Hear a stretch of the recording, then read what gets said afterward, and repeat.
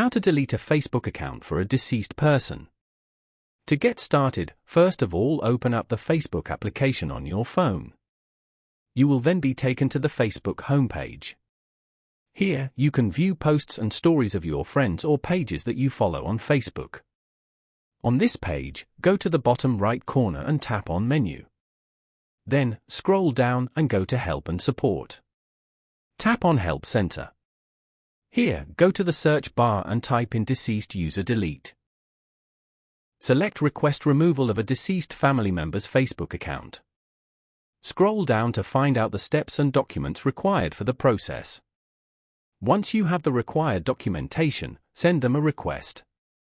Following these steps, you can easily delete a Facebook account for a deceased person. Thank you for watching. Please leave a like if this tutorial helped you, or leave a comment below if you have any questions related to the video.